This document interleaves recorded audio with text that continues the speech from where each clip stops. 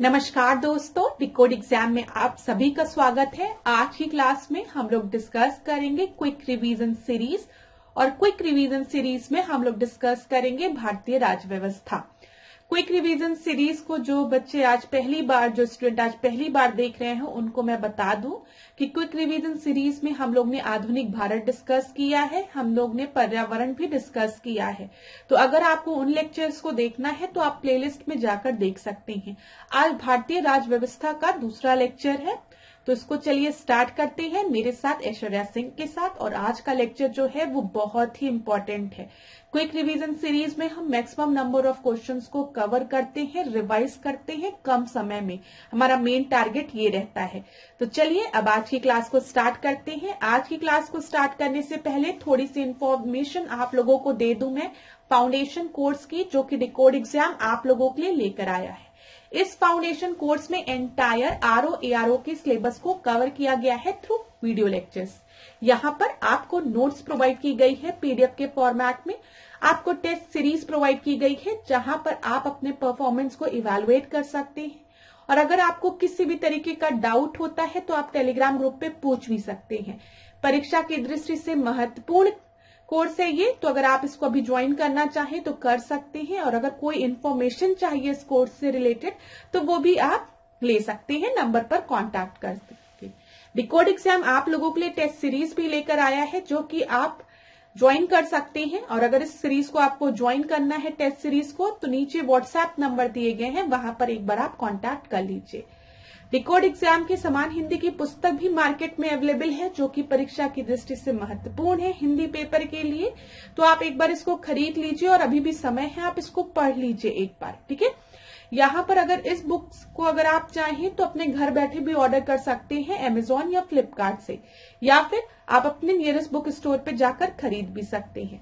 अब चलिए आज की क्लास को हम स्टार्ट करेंगे। आज की क्लास को स्टार्ट करने से पहले यहाँ पर देखिए भारत का संविधान उद्देशिका दिया गया है। द कॉन्स्टिट्यूशन ऑफ इंडिया में हम प्रियम्बल की बात कर रहे हैं, उद्देशिका की बात कर रहे हैं। यहाँ पर जो भी चीजें मैं आपको बताने जा रही हूँ उन पॉइंट्स को ध्यान से सुनिएगा। हिंदी और इंग्लिश दोनों माध्यम में बताऊंगी तो दोनों लोगों को क्लियर होगा।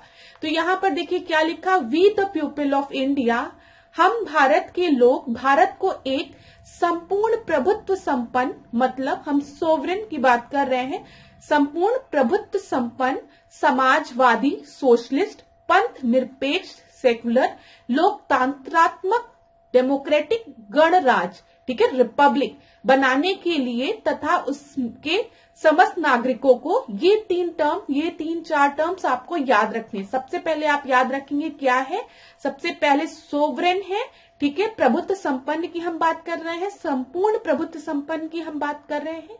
दूसरा आपका जो शब्द है वो है समाजवादी, सोशलिस्ट। थर्ड है धर्मनिरपेक्ष, सेकुलर। फोर्थ है डेमोक्रेटिक, ठीक है, लोकतंत्रात्मक। और फिर आपका है पांचवा रिपब्लिक, गणराज्य। पेपर में डायरेक्ट प्रश्न बनता है कि इसको आप एक सही सीक्वेंस में अरेंज करिए। तो आपको पता होना चाहिए सोवरेन है, फिर सोशलिस्ट है, फिर सेकुलर है, फिर आपका डेमोक्रेटिक है, फिर रिपब्लिक है। ये चीज क्लियर हो गई।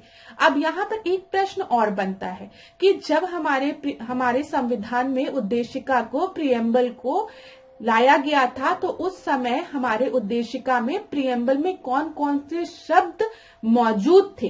तो आप याद रखेंगे स्टार्टिंग में बस 3 शब्द थे यहाँ पे, सोवरेन था, डेमोक्रेटिक था, रिपब्लिक था। मतलब संपूर्ण प्रभुत्व संपन्न की हमने बात की थी, हमने लोकतंत्रात्मक की बात की थी, डेमोक्रेटिक की बात की थी और गणराज्य की बात की थी, रिपब्लिक की बात की थी। 42nd कॉन्स्टिट्यूशनल अमेंडमेंट के थ्रू हमारे प्रियम्बल में कुछ शब्द ऐड किए गए, जिसमें कि पहला शब्द था आपका समाजवादी, मतलब हम सोशलिस्ट की बात कर रहे हैं। दूसरा शब्द था पंथ निरपेक्ष, मतलब हम सेकुलर की बात कर रहे हैं। और एक और शब्द ऐड किया गया था जिसको कि हम कहते हैं इंटेग्रिटी, याद रखिएगा, ठीक है, जिसको कि हम अखंडता कहते हैं, इंटेग्रिटी की बात हम करते हैं। इतनी चीजें क्लियर हो गई। तो 42nd कॉन्स्टिट्यूशनल अमेंडमेंट से कौन से शब्द आपके ऐड हुए, सोवरेन नहीं, ठीक है, यही मैं चेक कर रही थी, सोवरेन पहले से मौजूद था, सोशलिस्ट हाँ, सेकुलर हाँ, और इंटेग्रिटी, ठीक है, जिसको कि हम अखंडता बोल रहे हैं। देखिए क्लास, असल में सेक्युलर की थोड़ी सी ना डेफिनेशन में लोग कंफ्यूज थे। अगर हम वेस्टर्न सेक्युलरिज्म की बात करें, ठीक है, हम वेस्टर्न सेक्युलरिज्म में जाएंगे तो वहां पे जो भी स्टेट है और रिलीजन के बीच में एक डाइवोर्स देखने को मिलता है। हम पॉलिटिकल साइंस में किसी भी कंट्री को स्टेट कह के संबोधित करते हैं, राज्य कहते हैं। तो आप लोग कंफ्यूज मत होइएगा, जब भी मैं स्टेट कह रही हूँ, राज्य कह रही हूँ, मतलब मैं किसी देश की बात कर रही हूँ। तो जब भी हम वेस्टर्न कंट्रीज की बात करते हैं, हम वेस्टर्न फिलॉसफी में जाते हैं वहां पर, तो वहां पर आपके स्टेट में, राज्य में और रिलीजन में एक डाइवोर्स है, ठीक है। मतलब कोई भी किसी के मैटर में इंटरफेयर नहीं करता है, रिलीजन स्टेट के मैटर में किसी भी तरीके का हस्तक्षेप नहीं करेगा। लेकिन अगर हम इंडिया के कंटेक्स्ट में सेक्युलरिज्म को देखेंगे तो यहाँ पे डाइवोर्स वाली कंडीशन नहीं है, ठीक है। यहाँ पर हम कहते हैं कि हम किसी भी तरीके का भेदभाव नहीं करेंगे, समझ में आ रहा, हम सारे रिलीजन को इक्वली ट्रीट करेंगे। तो हमारे सेक्युलरिज्म का मतलब ये होता है, ठीक है। यहाँ पर आपको इतनी चीजें क्लियर हो गई होगी। अब देखिए कुछ और प्रश्न बनते हैं, ध्यान से देखिएगा। यहाँ पे सामाजिक दिया गया, आर्थिक दिया गया, राजनीतिक दिया गया। तो परीक्षा में पूछेगा कि हमारे उद्देशिका में, हमारे प्रियम्बल में कितने तरीके के जस्टिस की बात की गई है। तो आप बताएंगे कि हमारे इसमें 3 तरीके के न्याय की बात की गई है, सामाजिक न्याय की, सोशल जस्टिस की, ठीक है, आर्थिक इकोनॉमिक जस्टिस की, इकोनॉमिकल जस्टिस की बात की गई है, और राजनीतिक जस्टिस की बात की गई है, राजनीतिक न्याय की बात की गई है, पॉलिटिकल जस्टिस की बात की गई है। 3 तरीके की याद रखिएगा। अब यहाँ पर स्वतंत्रता का आप देखेंगे कि हमारे प्रियम्बल में, हमारे उद्देशिका में कितने तरीके के स्वतंत्रता की बात की गई है, कितने तरीके की लिबर्टी की बात की गई है। तो आप बताएंगे 5 तरीके की स्वतंत्रता की बात की गई है। और इसको याद करने के लिए आप ये याद रख सकते हैं, द बेस्ट फ्रेंड वर्शिप, अपने बेस्ट फ्रेंड की वर्शिप करो, ठीक है, इस तरीके से। तो देखो द से यहाँ पे TH मतलब थॉट, जिसको कि हम कहते हैं विचार की स्वतंत्रता, फिर एक्सप्रेशन की स्वतंत्रता मतलब अभिव्यक्ति की स्वतंत्रता, ठीक है, बिलीव मतलब विश्वास की स्वतंत्रता, फेथ मतलब क्या होता है, धर्म की स्वतंत्रता, और वर्शिप मतलब उपासना की स्वतंत्रता। तो हम 5 तरीके की लिबर्टी की बात कर रहे हैं, हम 5 तरीके की स्वतंत्रता की बात कर रहे हैं, 3 तरीके के न्याय की हमने बात की। अब यहाँ पर समता की हम बात करते हैं, इक्वालिटी की बात करते हैं। तो याद रखिएगा equality of status and opportunity की बात यहाँ पर होती है, प्रतिष्ठा और अवसर की बात होती है यहाँ पर, ठीक है।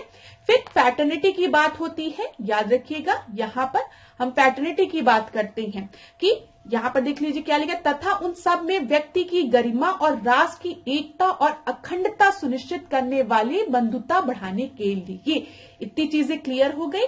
तो जस्टिस, लिबर्टी, इक्वालिटी, फैटर्निटी की बात होती है, और ऊपर हम बात करते हैं sovereign, socialist, secular, democratic, Republic, ठीक है, संपूर्ण प्रभुत्व संपन्न, समाजवादी, पंथ निरपेक्ष, लोकतांत्रात्मक और गणराज। सीक्वेंस याद रखिएगा, परीक्षा में डायरेक्ट प्रश्न बनता है। अब देखिए यहाँ पे क्या लिखा है, दृढ़ संकल्प होकर अपने इस संविधान सभा में आज तारीख 26 नवंबर 1949 को एक तत्व द्वारा इस संविधान को अंगीकृत, अधिनियमित और आत्मर्पित करते हैं, ठीक है। तो यहाँ पर याद रखिएगा ये भी चीज, इतनी चीजें क्लियर हो गई जो मैंने आपको बता दिया। अब देखते हैं प्रश्न किस तरीके से बनता है। तो एक एक प्रश्न को आराम से डिस्कस करते हुए चलेंगे। पहला प्रश्न देखिए क्या है, हम भारतीय गणतंत्र की 26/1/1950 को सही संवैधानिक वस्तुस्थिति जब संविधान लागू किया गया था। तो मैंने आपको बताया जब संविधान लागू किया गया था तो हमने खाली सोवरेन की बात की है, ठीक है, हमने डेमोक्रेटिक की बात की है और हमने रिपब्लिक की बात की है। तो संपूर्ण प्रभुत्व संपन्न, ठीक है, सोवरेन, लोकतांत्रात्मक जो कि डेमोक्रेटिक, और गणराज की जब हम बात करते हैं रिपब्लिक, यही 3 शब्द थे हमारे उद्देशिका में, प्रियम्बल में। संविधान में हमारे राष्ट्र का उल्लेख किया गया है भारत तथा इंडिया के नाम से। भारतीय संविधान की प्रस्तावना के संबंध में शब्दों का सही क्रम क्या है।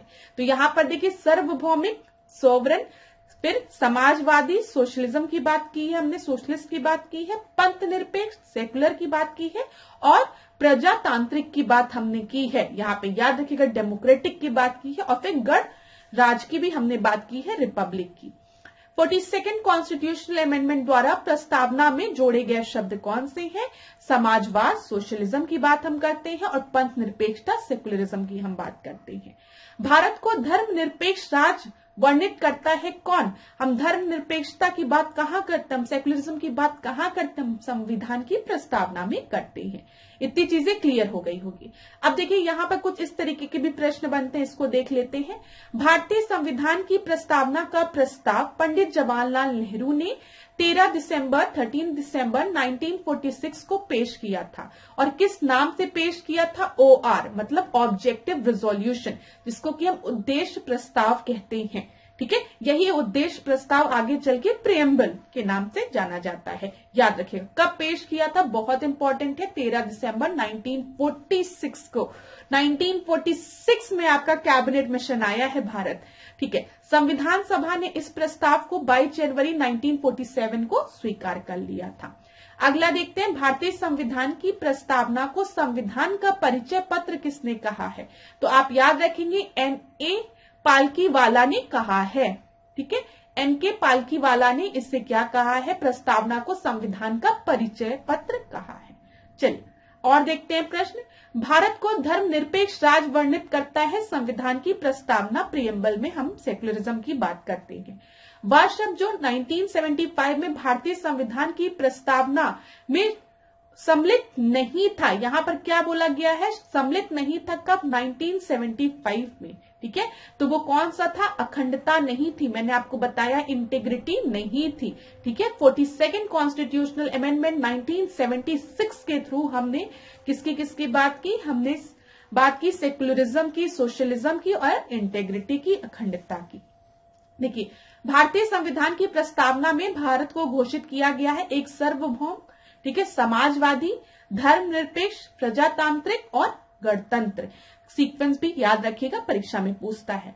पंडित जवाहरलाल नेहरू द्वारा प्रस्तुत ऑब्जेक्टिव प्रस्ताव, ठीक है, बाद में चलकर उद्देशिका बना, प्रियम्बल बना, एकदम सही है। मैंने आपको बताया कब पेश किया था, याद रखिएगा 13 दिसंबर 1946 को, ये भी इंपॉर्टेंट है। इसकी प्रकृति न्याय योग्य नहीं है, ठीक है, ये जस्टिसेबल नहीं है, एकदम सही है। संविधान के विशिष्ट प्रावधानों को या रद्द नहीं कर सकता है, ओवरराइड नहीं कर सकता है, ये भी आपका बिल्कुल सही है। भारतीय संविधान की उद्देशिका में संशोधन किया गया था, किसके थ्रू किया गया था? अमेंडमेंट कब किया गया था? 42nd कॉन्स्टिट्यूशनल अमेंडमेंट के थ्रू हमने 3 शब्दों को ऐड किया था। चलो अब बता दिया है 10 बार, अब खुद ही मन में रिवाइज कर लो वो 3 शब्द कौन थे। ठीक है, देखो वह शब्द जो 26 नवंबर की बात की गई है, 1949 को अंगीकृत भारतीय संविधान की प्रस्तावना में सम्मिलित नहीं थे। तो नहीं थे, आपको पता है, समाजवादी, सोशलिज्म, पंथ निरपेक्ष, सेकुलरिज्म और अखंडता, इंटेग्रिटी, ये बाद में चल के 42nd कॉन्स्टिट्यूशनल अमेंडमेंट के थ्रू ऐड किया गया। एक ही तरीके का प्रश्न बार बार पूछ रहा है। भारत के संविधान के आमुख का लक्ष्य उसके सभी नागरिकों के लिए सुनिश्चित करना है। क्या सुनिश्चित करना है? सामाजिक तथा आर्थिक न्याय, ठीक है, विचार तथा अभिव्यक्ति की स्वतंत्रता, अवसर की समानता तथा व्यक्ति की प्रतिष्ठा।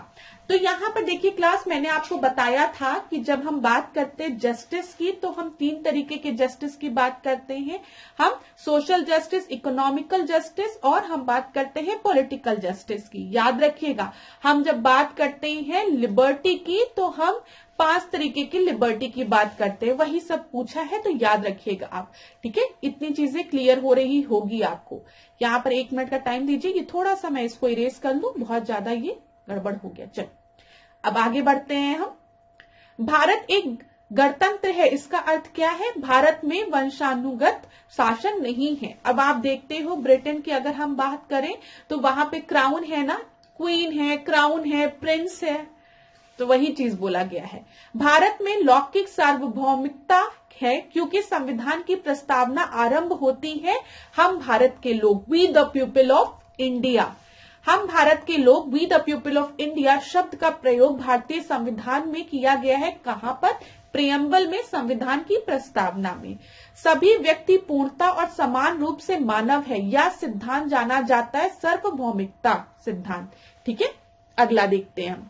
भारत के संबंध में धर्मनिरपेक्ष शब्द का सही भाव व्यक्त करता है। भारत में राज्य का कोई धर्म नहीं है। ठीक है, स्टेट हैज नो रिलीजन, ये चीज याद रखिएगा। हम सारे रिलीजन को इक्वली ट्रीट कर रहे हैं। भारत के संविधान की उद्देशिका में नहीं है लोक कल्याण। लोक कल्याण की बात हमने नहीं की है। यहाँ पर किस किस की बात की है वो हमने डिस्कस किया है। भारतीय संविधान की प्रस्तावना में वर्णन नहीं है आर्थिक स्वतंत्रता का। यहाँ पे इकोनॉमिक फ्रीडम की हमने बात नहीं की है, इकोनॉमिक लिबर्टी की हमने बात नहीं की है। हमने किस किस लिबर्टी की बात की है? स्वतंत्रता की बात की है, थॉट की बात की है, एक्सप्रेशन की बात की है, विचार की बात की है, अभिव्यक्ति की बात की है ना, थॉट बिलीफ की बात की है। ठीक है, एक्सप्रेशन की बात की है, फेथ की बात की है, वर्शिप की बात की है, आर्थिक स्वतंत्रता की बात नहीं की है। भारतीय संविधान की प्रस्तावना में उल्लेखित नहीं है धार्मिक न्याय। हमने धार्मिक न्याय की बात नहीं की, हमने खाली जस्टिस की जब बात की है तो हमने सोशल जस्टिस की बात की है, सामाजिक न्याय की बात की, हमने आर्थिक न्याय की बात की और राजनीतिक न्याय की बात की है। ठीक है, संविधान की प्रस्तावना के बारे में कथन सही है। समाजवादी धर्मनिरपेक्ष शब्द 1950 में लागू संविधान के अंग नहीं थे, ये एकदम सही है, हमने कई बार डिस्कस कर लिया है। संविधान का वह भाग जो उसकी आत्मा कहलाता है वो कौन सा भाग है? वो आपकी उद्देशिका है, प्रियम्बल है। प्रियम्बल को हम सोल ऑफ कॉन्स्टिट्यूशन कहते हैं। भारतीय संविधान की प्रस्तावना को हमारे संप्रभु प्रजातांत्रिक गणतंत्र की जन्म कुंडली कहा है किसने? किसने कहा है ये जन्म कुंडली है? तो आप याद रखेंगे के.एम. मुंशी ने।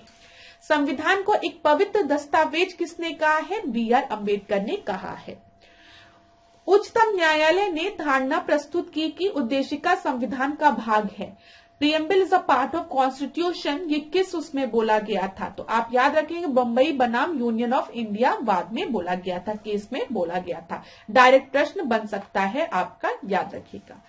सर्वोच्च न्यायालय ने प्रस्तावना को भारतीय संविधान की मौलिक संरचना का भाग स्वीकार किया। किस केस में मौलिक संरचना का भाग स्वीकार किया? बेसिक स्ट्रक्चर ऑफ डॉक्ट्राइन जिसको कि हम कहते हैं। तो ये किसमें बोला गया था बेसिक स्ट्रक्चर ऑफ डॉक्ट्राइन की बात? तो आप याद रखेंगे केशवानंद भारती केस में। भारत के संविधान के उद्देश्यों में से एक के रूप में आर्थिक न्याय का उपबंध किया गया है। आर्थिक न्याय, इकोनॉमिक जस्टिस की बात कहाँ की गई है? तो आप याद रखेंगे उद्देशिका में की गई है। और अभी हम आगे डिस्कस करेंगे डीपीएसपी में, directive principle of state policy में, राज्य के नीति निर्देशक तत्वों में भी किसकी बात की गई है? आर्थिक न्याय की बात की गई है, तो याद रखिएगा। भारतीय संविधान की प्रस्तावना में जिन आदर्शों एवं उद्देश्यों की रूपरेखा दी गई है उनकी व्याख्या की गई है मूल अधिकारों में, राज्य के नीति निर्देशक तत्वों में एवं मौलिक कर्तव्यों में, तीनों में। ठीक है, हमने फंडामेंटल राइट्स में डिफाइन किया है, हमने डीपीएसपी में डिफाइन किया है और फंडामेंटल ड्यूटीज में। इतनी चीजें क्लियर हो गई होगी। चलिए आगे बढ़ते हैं। भारतीय संविधान के उद्देश्यों को प्रतिबिंबित किया करता है। ठीक है, प्रतिबिंबित करता है कौन? संविधान की प्रस्तावना, प्रियम्बल। भारत के संविधान के उद्देशिका में व्यवस्था की गई है कितने प्रकार के न्याय की? 3 प्रकार के न्याय की। ठीक है, पता है ना जस्टिस की? कौन कौन से? राजनीतिक, सामाजिक और आर्थिक। ठीक है, तो सामाजिक, सोशल, इकोनॉमिकल और पॉलिटिकल जस्टिस की बात हम करते हैं। क्लियर हो गया होगा। चलिए अब शासन प्रणाली देखते हैं। राज्य का सबसे महत्वपूर्ण तत्व है, अब इसमें कई चीज दी गई थी आपको, तो आप याद रखिएगा सोवरेन, संप्रभुता की बात हम करते हैं। भारतीय संविधान में जिस प्रकार की शासन प्रणाली है, कौन सी प्रणाली है हमारे यहाँ? पार्लियामेंट्री सिस्टम है ना, पार्लियामेंट्री गवर्नमेंट है ना, तो वही दिया है संसदात्मक। ठीक है, भारतीय संविधान की विशेषता है कि हमारे यहाँ पार्लियामेंट्री गवर्नमेंट है। ठीक है, संघात्मक सरकार तथा स्वतंत्र न्यायपालिका है। तो यहाँ पर हमारे यहाँ फेडरल फीचर्स भी हैं उसमें, ये चीज याद रखिएगा। ठीक है, पार्लियामेंट्री सिस्टम में फेडरल हमारे फीचर्स हैं और हमारे यहाँ इंडिपेंडेंट जुडिशरी है। लास्ट क्लास में मैंने आपसे डिस्कस किया था, जब भी हम स्वतंत्र न्यायपालिका की बात करेंगे, ठीक है। इंडिपेंडेंट जुडिशरी की बात करेंगे तो ये हमने कहां से लिया है, कमेंट बॉक्स में बताइएगा। भारत में संसदीय प्रणाली की सरकार है क्योंकि मंत्रिपरिषद लोकसभा के प्रति उत्तरदायी होता है, रिस्पॉन्सिबल होता है मंत्रिपरिषद, ठीक है। ये चीज याद रखिएगा, मंत्रिपरिषद रिस्पॉन्सिबल होता है। चलो, भारत के संदर्भ में संसदीय शासन प्रणाली में निम्न सिद्धांत, ठीक है, संस्थागत रूप में निहित है। मंत्रिमंडल के सदस्य संसद के सदस्य होते हैं, ये एकदम सही है। जब तक मंत्रियों को संसद लोकसभा का विश्वास प्राप्त रहता है तब तक ही वे अपने पद पर बने रहते हैं। हमने कई बार डिस्कस किया है, अगर नो कॉन्फिडेंस मोशन पास हुआ तो पूरी सरकार को रिजाइन, सारे मंत्रियों को रिजाइन करना पड़ेगा, ठीक है। नो कॉन्फिडेंस मोशन में अविश्वास प्रस्ताव जिसको कि हम कहते हैं, तो वही लिखा है, जब तक मंत्रियों को संसद का विश्वास प्राप्त रहता है तभी तक वे अपने पद पर बने रहते हैं। आगे बढ़ते हैं। यहां पर संस्थात्मक शासन व्यवस्था में विधायिका कार्यपालिका पर नियंत्रण होता है, ठीक है। विधायिका का कार्यपालिका पर नियंत्रण होता है। राष्ट्रपति पद्धति में समस्त कार्यपालिका की शक्ति निहित होती है किसमें, राष्ट्रपति पद्धति में बात की गई है, प्रेसिडेंट रूल की बात की गई है, तो वहां पर किसके पास सारी शक्ति निहित होती है, राष्ट्रपति के पास। ये चीज याद रखिएगा, तो वो प्रेसिडेंट की बात की गई है, ठीक है। भारत में राजनीतिक व्यवस्था के मूलभूत लक्षण है, या एक लोकतांत्रिक गणतंत्र है, हमने डेमोक्रेटिक रिपब्लिक की बात की है। इसमें संसदात्मक रूप की सरकार है, पार्लियामेंट्री फॉर्म ऑफ गवर्नमेंट है, प्रेसिडेंशियल फॉर्म ऑफ गवर्नमेंट नहीं है, ठीक है, वहां पर, ठीक है। सर्वोच्च सत्ता भारत की जनता में निहित है, ठीक है। जो सबसे ज्यादा पावरफुल कौन है, ठीक है, सोवरेन कौन है, we the people of India, ठीक है। हम लोग डेमोक्रेसी की बात कर रहे हैं, तो सरकार चुनने का अधिकार किसके पास है, हमारे पास है, ठीक है। अब यहां पर देखो, भारत एक लोकतांत्रिक राज्य व्यवस्था है, एकदम सही है। भारत एक प्रभु सत्ता संपन्न राज्य है, सोवरेन है, एकदम सही है, सोवरेन स्टेट है। भारत में लोकतांत्रिक समाज है, ठीक है, एकदम सही है। भारत एक कल्याणकारी राज्य है, हम एक वेलफेयर स्टेट है, एकदम सही है। जब हम डीपीएसपी की बात करते हैं तो हम क्या कहते हैं, हम कल्याणकारी राज्य की स्थापना की बात करते हैं, ठीक है। भारतीय राजतंत्र की विशेषता, एक संविधान संगत सरकार, यहां पर देखते हुए चलते हैं हम, ठीक है। लोकतांत्रिक सरकार, विधि का शासन, रूल ऑफ लॉ। कल्याणकारी राज्य, वेलफेयर स्टेट का उद्देश्य है अधिकतम संख्या का अधिकतम कल्याण सुनिश्चित करना, ठीक है। ज्यादातर मतलब अधिकतम संख्या का, मैक्सिमम लोगों का कल्याण सुनिश्चित करना, मैक्सिमम वेलफेयर करना, ठीक है। भारतीय संविधान का दर्शन है कल्याणकारी राज्य, वेलफेयर स्टेट, समाजवादी राज्य और राजनीतिक समानता। भारत में राजनीतिक सत्ता का प्रमुख स्रोत है कौन, बताइए, जनता है, ठीक है। अध्यक्षात्मक शासन प्रणाली की का आधारभूत तत्व है एक कार्यपालिका, याद रखिएगा। भारतीय संघवाद को सहकारी संघवाद किसने कहा है, इस तरीके के प्रश्न कई बार पूछते हैं, ठीक है। भारतीय संघवाद को, भारत में जो आपका फेडरलिज्म है उसको सहकारी कोऑपरेटिव फेडरलिज्म किसने कहा है, जी ऑस्टिन ने कहा है। भारत अर्ध संघात्मक राज्य है, क्वाजी फेडरल है, किसने कहा है, केसी वीनर ने कहा है। ये प्रश्न पीसीएस में पूछा गया है, रिपीटेड प्रश्न है, तो ध्यान से देखिएगा, इसी में स्टूडेंट कंफ्यूज हो जाते हैं, तो इसको प्लीज आप स्क्रीनशॉट ले लीजिए, पढ़ लीजिएगा ध्यान से, परीक्षा में रिपीट हो जाएगा तो सही हो जाएगा।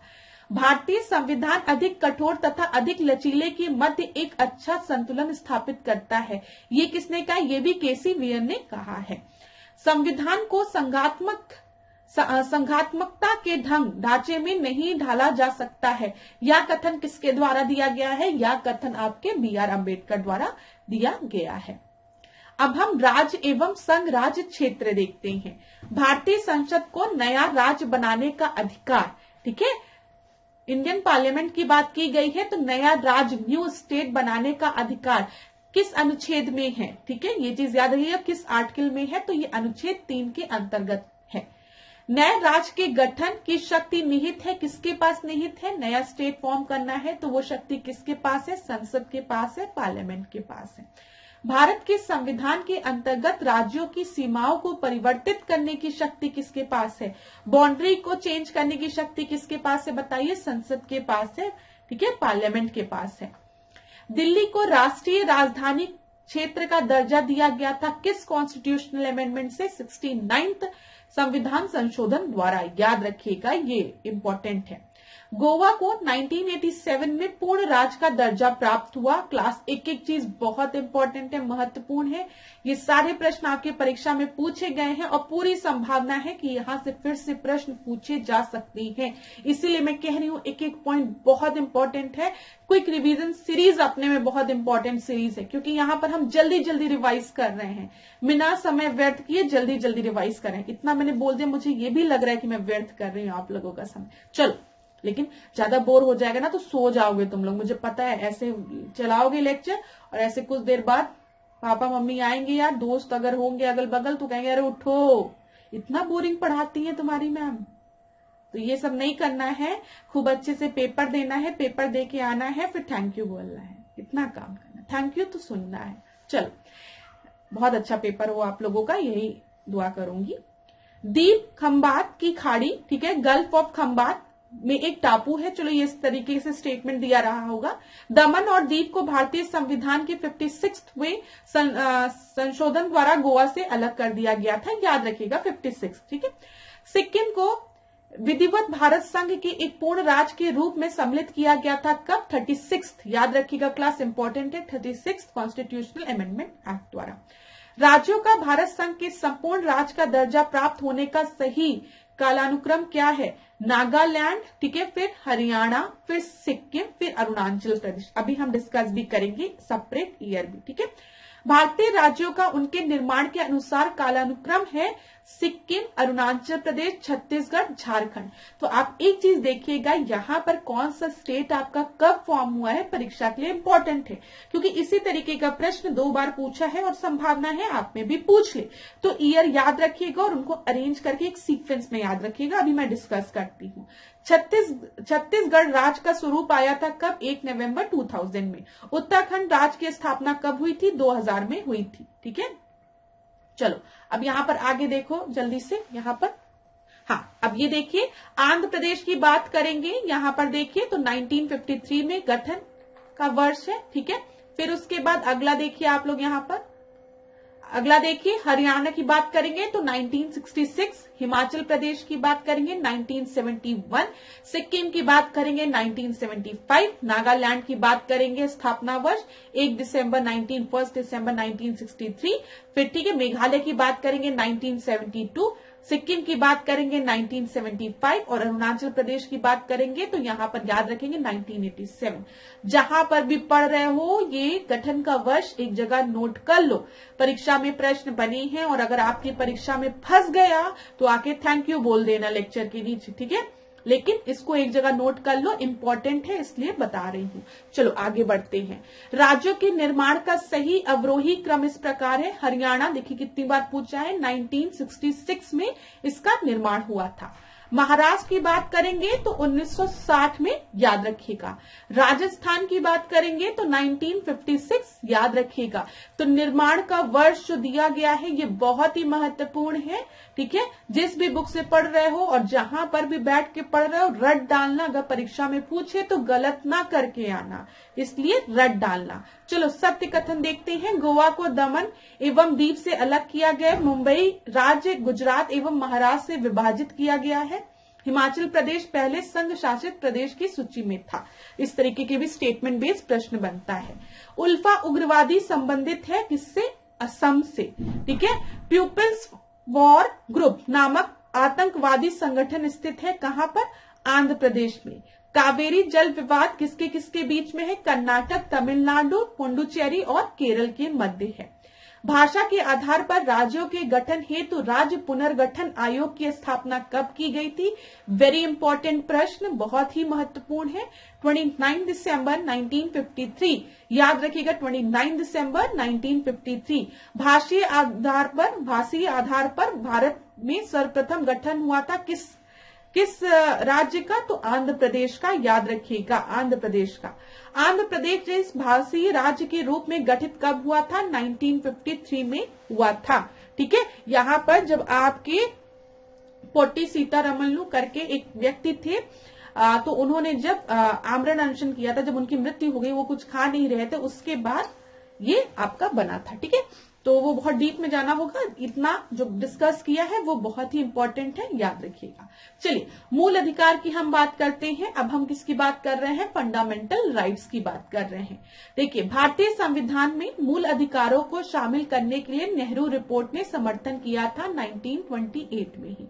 आपको पता है ना, नेहरू रिपोर्ट, साइमन कमीशन की बात हम करते हैं ना 1927, और ये आपका चलता है। इधर नेहरू रिपोर्ट आपकी बन के तैयार होती है, लेकिन नेहरू रिपोर्ट में हम क्या कंप्लीट इंडिपेंडेंस की बात नहीं करते हैं, हम पूर्ण स्वराज की बात नहीं करते हैं। नेहरू रिपोर्ट में हम डोमिनियन स्टेटस की ही बात करते हैं।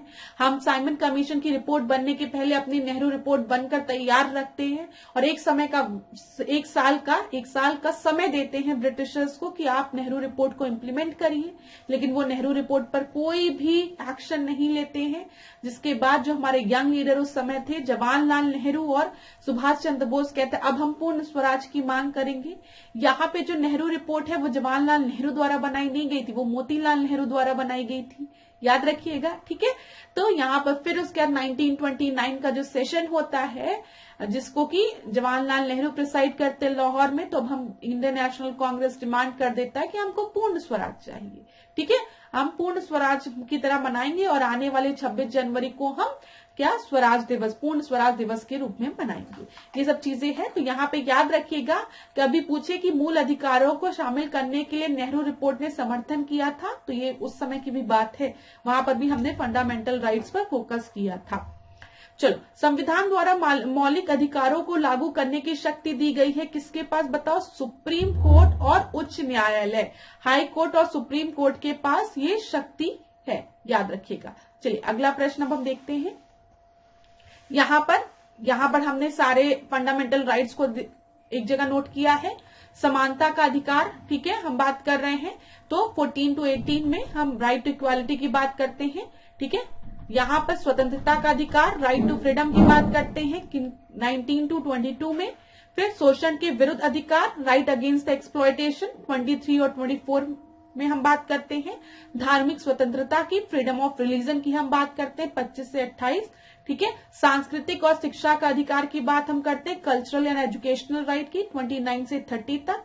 और संवैधानिक उपचारों की, कॉन्स्टिट्यूशनल रेमेडीज की बात हम करते हैं आर्टिकल 32 में। तो सारी चीजें याद रखिएगा। चलिए आगे बढ़ते हैं। यहाँ पर देख लीजिए, यहाँ पर आर्टिकल 19 में भी आपके कुछ अधिकारों की बात की गई है, जो कि परीक्षा में डायरेक्ट पूछता है, तो मैंने एक जगह नोट कर लिया इसको। देखिए, यहाँ पर आपको पता है, जब भी हम बात कर रहे हैं 19 की, तो 19 to 22 तक हम राइट टू फ्रीडम की बात करते हैं, हम स्वतंत्रता के अधिकार की बात करते हैं। जल्दी से एक बार रिवाइज करिए। 19A में हम क्या बात करते हैं? भाषण और भाव व्यक्ति की स्वतंत्रता, स्पीच एंड एक्सप्रेशन की स्वतंत्रता की हम बात करते हैं। 6 राइट्स की बात हम यहाँ करते हैं। ठीक है, उसके बाद हम किसकी बात करते हैं? असेंबली की बात करते हैं। यहाँ पे याद रखिए, एकत्र होने की स्वतंत्रता की बात करते हैं, शांतिपूर्वक ढंग से। लेकिन ये नहीं कि बंदूक लेके, तलवार लेके एक जगह इकट्ठे हो जाना, ऐसा नहीं। फ्रीडम दिया गया है यहाँ पर आपको, ठीक है, लेकिन बोला है शांतिपूर्वक ढंग से एक जगह एकत्रित होने की बात की गई, निशस्त्र होकर एकत्रित होने की बात की गई है, असेंबली करने की बात की गई है। ठीक है, स्पीच और एक्सप्रेशन की आजादी है, बोल सकते हो, लेकिन भड़काऊ भाषण नहीं कि लोगों में झगड़ा करा दो। ठीक है, किसी को डिफेम करने बैठ जाओ। संघ या समुदाय या परिषद निर्मित करने की स्वतंत्रता, एसोसिएशन फॉर्म करने की भी स्वतंत्रता है हमारे पास। राज्य के किसी भी कोने में निर्विरोध घूमने की स्वतंत्रता है। ठीक है, जहां मन करे वहां घूमो, घूमने की भी स्वतंत्रता है आपको, ये चीज याद रखिएगा। ठीक है, कहीं पे यहां पर रेजिडेंस की भी आपको स्वतंत्रता है और प्रोफेशन की भी आपको स्वतंत्रता है। तो ये जरूर देख लीजिएगा जब फंडामेंटल राइट्स देखिए क्लास में आपको बता दूं, जैसे फंडामेंटल राइट्स, ठीक है, मौलिक अधिकार की हम बात करें, फंडामेंटल ड्यूटीज की बात करें, मौलिक कर्तव्य की हम बात करें, हम राज्य के नीति निर्देशक तत्व की बात करें, हम डायरेक्टिव प्रिंसिपल्स की बात करें, तो ये कुछ ऐसी चीजें हैं जो मुंह पे रटी होनी चाहिए।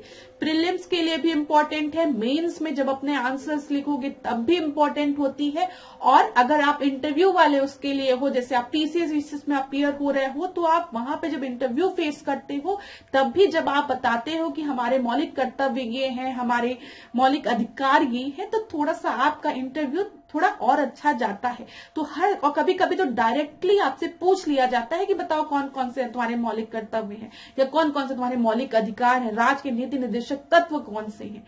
तो इसको तो एज अ स्टूडेंट अगर आप कंपटीशन की तैयारी कर रहे हो तो जहां पर भी पढ़ते हो लगा लो और रट डालो, एकदम रटा होना चाहिए। इसमें कोई इफ बट वाली कंडीशन नहीं हो कि मैम भूल गए, याद नहीं आ रहा, कुछ तो था कुछ नहीं, ये आपको पता होना चाहिए। आप नागरिक हो, ठीक है, तब भी आपको पता होना चाहिए। चलिए, ड्यूटीज भी पता होना चाहिए, अधिकार भी पता होना चाहिए। तो यहां पर देखिए मौलिक अधिकार की बात करते हैं, ये बाध्य योग्य होते हैं, यहां पर देख लीजिए, ठीक है। मौलिक अधिकार आपातकालीन स्थिति में निलंबित किए जा सकते हैं। अभी हम डिस्कस करेंगे कौन कौन से नहीं किए जाते हैं, ये याद रखिएगा। भारतीय संविधान में नागरिकों को मौलिक अधिकार प्रदान किए गए हैं 12 से 35 तक में, ठीक है। भारतीय संविधान के अनुच्छेदों में विधान सत्ता पर पूर्ण नियंत्रण है, पूर्ण नियंत्रण लगाता है। अनुच्छेद 14 याद रखिएगा कौन कौन सा है। समानता का अधिकार संविधान में 14 में है, 15 में है, 16 में है, 17 में है, 18 में है, ठीक है। शिक्षण संस्थाओं में जिसमें गैर सरकारी व गैर अनुदान प्राप्त भी सम्मिलित है, अन्य पिछड़ों, अनुसूचित जाति और अनुसूचित जनजाति हेतु आरक्षण की सुविधा प्रदान की गई है। किसमें? यहाँ पर आपके अनुच्छेद 15 के 5 में, ठीक है, भाग 5 में, तो आर्टिकल 15 में। यहाँ पर देख लीजिए, सामाजिक, आर्थिक एवं राजनीतिक क्षेत्रों में समान आधार निर्मित करने के उद्देश्य से राज्य असमान लोगों के लिए भिन्न व्यवहार कर सकता है। समान लोगों में विधि समान होगी और समान रूप से प्रशासित की जाएगी, ठीक है। तो यहाँ पे कथन और कारण पे बेस प्रश्न है ये। तो यहाँ पर ए और आर जो है, जो आपका कथन कारण दोनों सही है और ए का सही स्पष्टीकरण आपका आर है। अगला देखते हैं, संवैधानिक प्रावधानों को संघीय संसद, राज्य विधान पालिकाओं द्वारा बनाए गए नियमों, कानूनों पर प्राथमिकता प्रदान करता है। ये किस चीज में बोला गया, ये किस अनुच्छेद में बोला गया है, किस आर्टिकल में? ये 13th आर्टिकल में बोला गया है कि प्राथमिकता प्रदान करता है, ये चीज याद रखिएगा। भारतीय संविधान के अनुच्छेद 13 का मुख्य उद्देश्य संविधान की सर्वोच्चता सुनिश्चित करना है। किसके संदर्भ में? मौलिक अधिकारों के संदर्भ में, फंडामेंटल राइट्स के संदर्भ में। अगर आपका फंडामेंटल राइट का वॉल्यूशन हो रहा है, ठीक है, मतलब कोई आपका फंडामेंटल राइट का हनन कर रहा है, तो आप जा सकते हैं कोर्ट के पास, आप सुप्रीम कोर्ट के पास भी जा सकते हैं, आप हाई कोर्ट के पास भी जा सकते हैं कि हमारे फंडामेंटल राइट का वॉल्यूशन हो रहा है, ठीक है। सर्वोच्चता सुनिश्चित करता है, किसमें बोला गया? याद रखिएगा आर्टिकल 13 में। भारतीय संविधान में स्वतंत्रता का अधिकार 4 अनुच्छेदों द्वारा प्रदान किया जाता है, जो कि 19 से 22 तक है, याद रखिएगा। फ्रीडम की बात की गई है। फिर 23-24 एक्सप्लॉयटेशन की बात हम करते हैं। भारतीय न्यायालय को समान कार्य के लिए समान वेतन का मौलिक अधिकार गमन करने हेतु समक्ष किया गया। संविधान की प्रस्तावना में प्रयुक्त समाजवादी शब्द बी और ए को संविधान के अनुच्छेद के 14 के साथ मिलाकर पढ़ना। अच्छा क्लास, यहाँ पर ये जो प्रश्न बना होगा ना, जब इसको आप एक प्रश्न के माध्यम में देखेंगे 4 ऑप्शंस के साथ, तब आपको ज्यादा समझ में आएगा, ठीक है। 1 लाइनर में थोड़ा सा कंफ्यूजन आपको हो सकती है, तो आप स्किप कर सकते हैं।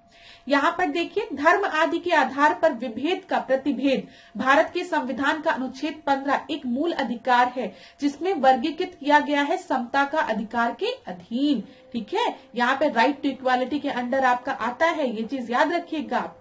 भारतीय संविधान में समता का अधिकार 5 अनुच्छेदों द्वारा प्रदान किया गया है, जो कि 14 से 18 तक है। उसके बाद फ्रीडम की बात करते हैं हम, ठीक है, स्वतंत्रता की बात हम करते हैं। राइट टू इक्वालिटी में 14 से 18 तक की बात करते हैं हम, मतलब आर्टिकल्स की।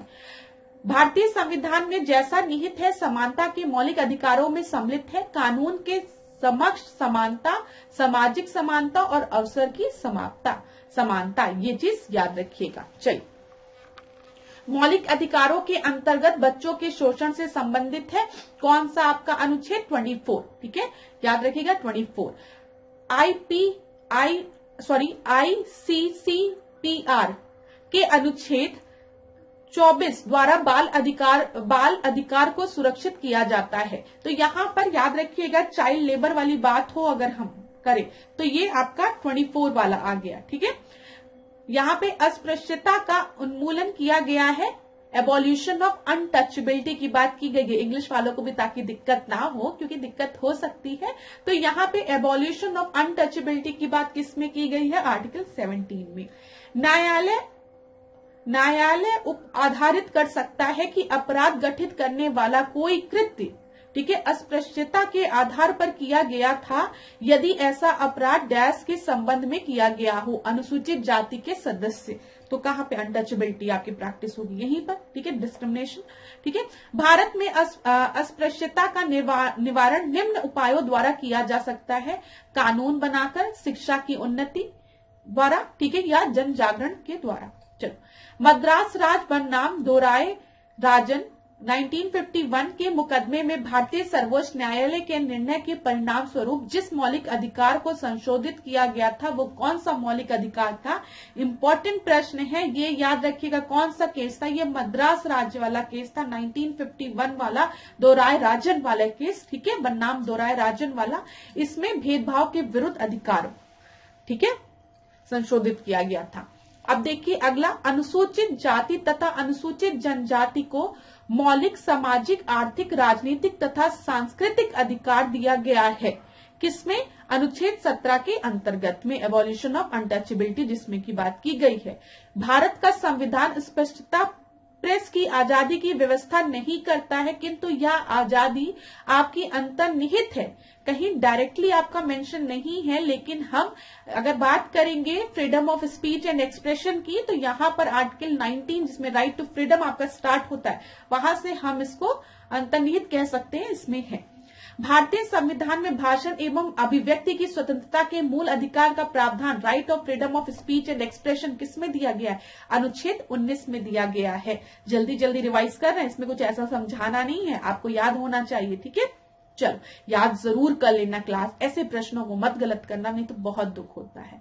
स्वतंत्रता के अधिकार के भाग के रूप में बिना हथियार के शांतिपूर्वक ढंग से इकट्ठा होने की स्वतंत्रता के अंतर्गत नहीं आता है, ठीक है। मैंने आपको बताया है, जब हम बात कर रहे थे फ्रीडम की, राइट टू फ्रीडम की, तो वहां पे असेंबली की बात हम कर रहे थे, लेकिन मैंने आपको कहा था निशस्त्र होना चाहिए, ठीक है। आप असेंबली कर सकते हैं, एक जगह इकट्ठा हो सकते हैं, लेकिन इसका मतलब ये नहीं कि तलवार, चाकू ये सब लेके एकदम मारपीट करने पहुंच गए, काटने वाटने, ऐसा नहीं होता है, ठीक है। ये चीज याद रखिएगा। अवांछनीय आलोचना के कारण व्यक्ति के विदेश यात्रा के अधिकार को संरक्षण प्रदान किया जाता है। अगर आपको विदेश जाना है, फॉरेन जाना है, तो ये राइट आपका है फंडामेंटल राइट। ये किस अनुच्छेद में बोला गया? 21वें अनुच्छेद में बोला गया है। अगर आपको भारत में ही भ्रमण करना है, इधर उधर एक राज्य से दूसरे राज्य में जाना, उत्तर प्रदेश से आपको जाना महाराष्ट्र में, महाराष्ट्र से जाना है गुजरात में, तो ये राइट आपको कहाँ दिया गया है? भारत में भ्रमण करने का। तो ये आपके आर्टिकल 19 में दिया गया है, याद रखिएगा, ठीक है। लेकिन अगर विदेश जाने की बात हो, ठीक है, यहाँ पर यात्रा, यहाँ पे विदेश यात्रा के अधिकार की बात हो, तो वो आर्टिकल 21 में बोला गया है, अनुच्छेद 21 में, सब याद रखिएगा। चलिए, अनुच्छेद 19(1)D को अनुच्छेद 21 से मिलाकर पढ़ने पर प्राप्त होता है एकांतता का अधिकार। तो आज से याद रखिएगा 19(1) क्लॉज 1D को अगर आप 21 के साथ पढ़ेंगे तो आपको एकांतता का अधिकार है, एकांतता का अधिकार है। तो बता दीजिएगा जो लोग आपको परेशान करते हैं, भाई ये मेरा फंडामेंटल राइट है, मेरे मन की शांति को मत भ्रम करो, मतलब भंग मत करो, ठीक है। धार्मिक स्वतंत्रता के अधिकार के प्रावधान के अंतर्गत सम्मिलित है। सम्मिलित क्या क्या है? धर्म प्रचार करने का अधिकार, सिक्कों को कृपाण धारण करने एवं रखने का अधिकार, ये चीज याद रखिएगा। सिख को अलाउ है कि वो कृपाण रख सकते हैं, ठीक है। यहाँ पे राज्यों को समाज सुधार विधि निर्माण का अधिकार, ये सब आपके किस में आते हैं? धर्म की स्वतंत्रता में आते हैं, राइट टू रिलीजन में आपके आते हैं। संविधान के अनुच्छेद 25 के अनुसार धर्म स्वतंत्रता का अधिकार, स्वतंत्रता, राइट टू रिलीजन वाला जो है, उसमें सार्वजनिक व्यवस्था, स्वास्थ्य तथा सदाचार के अधीन है। सिक्कों द्वारा कृपाण धारण करना धार्मिक स्वतंत्रता का अंग माना जाता है, किसमें? अनुच्छेद 25 के अंतर्गत, आर्टिकल 25 के अंतर्गत। अनुच्छेद 25 का संबंध किससे है? धर्म की स्वतंत्रता से है। तो देख लीजिए, प्रश्न एक ही तरीके से पूछा गया है बार बार। यहाँ पर देखिए फंडामेंटल राइट्स में आपके 23वां बोला गया है, 24वां बोला गया और 26वां बोला गया। तो एक एक को देखते हुए चलते हैं। 23rd की बात करेंगे, मानव के दुर्व्यापार एवं बलात्श्रम का प्रतिबंध, तो यहाँ पे याद रखिएगा, यहाँ पे ह्यूमन ट्रैफिकिंग की बात करें, व्यापार की बात करें, ठीक है, व्यापार, ठीक है, तो ह्यूमन ट्रैफिकिंग की बात करें, इंग्लिश में मैं बता दूं। कारखानों आदि में बालकों के नियोजन का प्रतिबंध, चाइल्ड लेबर की बात करेंगे तो 24 में इसको प्रोहिबिट किया गया है। 26 में हम बात करेंगे तो धार्मिक कार्यों के प्रबंध की स्वतंत्रता। यहाँ पर देख लीजिए, यहाँ पर फिर ह्यूमन ट्रैफिकिंग, बाल श्रम का प्रतिरोध किया गया है 23वें में। अल्पसंख्यक वर्ग के हितों का संरक्षण किसमें बोला गया है, 29 में बोला गया है। और संवैधानिक उपचारों की बात की गई है, कॉन्स्टिट्यूशनल रेमेडीज की बात किसमें की गई है, आर्टिकल 32 में। अगर होता है ना, मतलब वॉल्यूशन होता है, ठीक है, फंडामेंटल राइट्स का, तो चले जाना सुप्रीम कोर्ट के पास कि मेरे फंडामेंटल राइट का वॉल्यूशन हो रहा है, मेरा फंडामेंटल राइट फुलफिल नहीं हो रहा है, ठीक है, कॉन्स्टिट्यूशनल रेमेडीज की बात की जा रही है। अल्पसंख्यकों को अपनी मनपसंद शिक्षण संस्थाओं को स्थापित एवं संचालित करने के अधिकार को संरक्षण प्रदान किया गया है, किसमें, डायरेक्ट प्रश्न बनता है फंडामेंटल राइट्स में, अनुच्छेद 30 में, याद रखिएगा, ठीक है। जो आपके यहाँ पर देख लीजिए, अल्पसंख्यकों को अपनी मनपसंद शिक्षण संस्थाओं की बात की गई है यहाँ पर, ठीक है, एजुकेशनल इंस्टीट्यूट को स्थापित करने और संचालित करने की बात यहाँ पर की गई है। भारतीय संविधान के अनुच्छेद 32, देखिए अभी हमने किया है, अंतर्गत प्रवर्तित किया जा सकता है किसको, मौलिक अधिकारों को। अब यहाँ पर देखते हैं, के.एम. मुंशी संविधान का प्रारूप बनाने वाले समिति के सदस्य थे, ठीक है।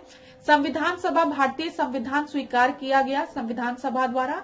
बलवंत राय मेहता रिपोर्ट 1957 द्वारा पंचायती राज की संस्तुति की गई, ये भी आपका सही है। पूछा जाता ना, बलवंत राय मेहता कमेटी किससे रिलेटेड है, अशोक मेहता कमेटी किससे रिलेटेड है, एल.एम. सिंघवी कमेटी किससे रिलेटेड है ना, तो ये सब आपका पंचायत से रिलेटेड है।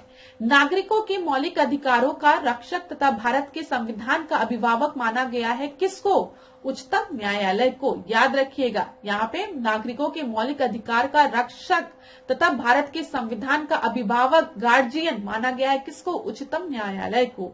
Doctor B R. अम्बेडकर द्वारा संविधान की आत्मा किसको कहा गया था, संविधान की आत्मा आपका आर्टिकल 32 है, जिसमें उपचार का अधिकार है, कॉन्स्टिट्यूशनल रेमेडी की बात की गई है। संविधान के अनुच्छेद 32 को 32 को डॉक्टर अंबेडकर ने इसकी आत्मा कहा था, ठीक है। आर्टिकल 32 में, अनुच्छेद 32 में मौलिक अधिकारों को के अतिक्रमण के विरुद्ध प्रभावी उपचार का प्रावधान किया गया है। तो यहाँ पर आपको पता है दोनों ही स्टेटमेंट सही है, और मैंने आपको बताया है कि जो आर है, मतलब ए का सही स्पष्टीकरण आपका आर है, ठीक है। आपका अगर मौलिक अधिकारों का हनन हो रहा है, अतिक्रमण हो रहा है, तो जाओ न्यायपालिका के पास। व्यक्तिगत स्वतंत्रता के लिए उच्च न्यायालय जारी कर सकता है हैबियस कॉर्पस, याद रखिएगा।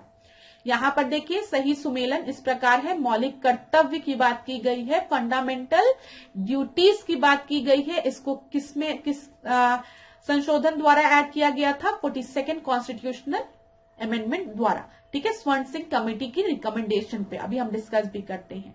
संसद मौलिक अधिकारों में संशोधन कर सकता है, कर सकती है, ये किस केस में बोला गया था, केशवानंद भारती केस में बोला गया था, ठीक है। इंसानों के अनैतिक व्यापार का निषेध किसमें बोला गया है, ह्यूमन ट्रैफिकिंग की बात किसमें की गई है, आर्टिकल 23 में की गई है, अनुच्छेद 23 में। अब देखिए उपाधियों का निषेध, ठीक है, एबॉल्यूशन ऑफ टाइटल्स की बात किसमें की गई, 18वें अनुच्छेद में की गई है।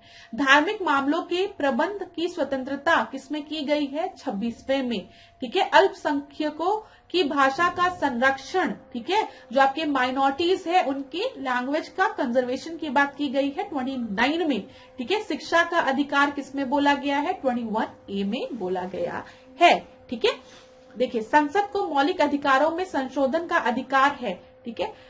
जो पार्लियामेंट है उसके पास ये अधिकार है कि वो फंडामेंटल राइट्स में अमेंडमेंट कर सकता है, लेकिन बेसिक स्ट्रक्चर जो है, जो बेसिक डॉक्ट्राइन वाला है, उसके साथ कोई भी छेड़खानी नहीं हो सकती है। ये किसमें बोला गया, केशवानंद भारती बाद में बोला गया है, केस में बोला गया है।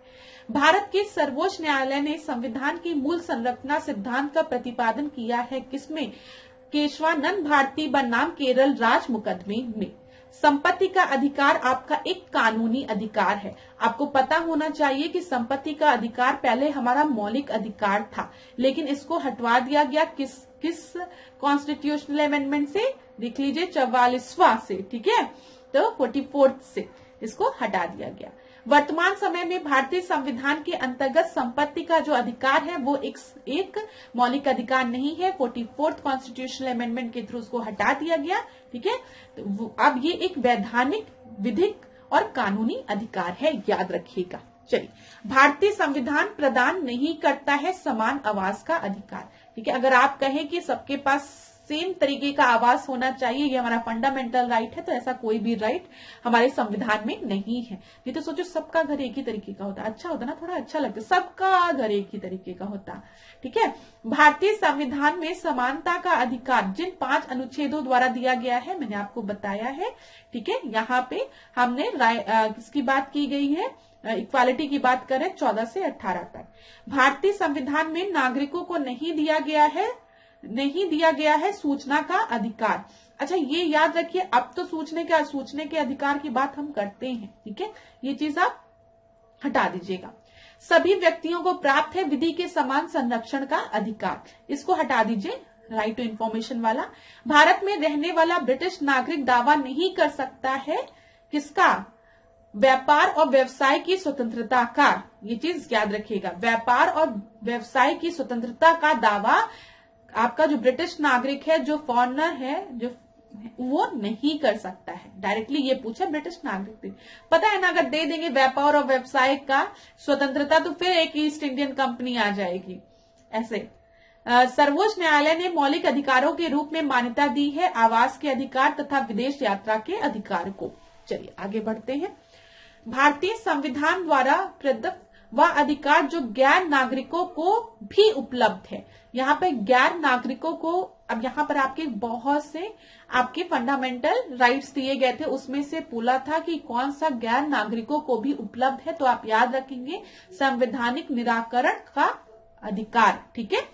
भारतीय संविधान की प्रस्तावना में प्रयुक्त समाजवाद शब्द को जिन अनुच्छेदों के साथ मिलाकर पढ़ने से सर्वोच्च न्यायालय को समान कार्य के लिए समान वेतन को मौलिक अधिकार परिभाषित करने की शक्ति प्राप्त हुई है, वे कौन से अनुच्छेद हैं? वे 14 तथा 16 है, ठीक है। जब आप इन दोनों को एक साथ पढ़ेंगे तो भारतीय संविधान की प्रस्तावना प्रयुक्त समाजवाद शब्द को जिन अनुच्छेदों के साथ मिलकर पढ़ने से सर्वोच्च न्यायालय को समान कार्य के लिए समान वेतन की बात का अधिकार परिभाषित करने की शक्ति है, ठीक है।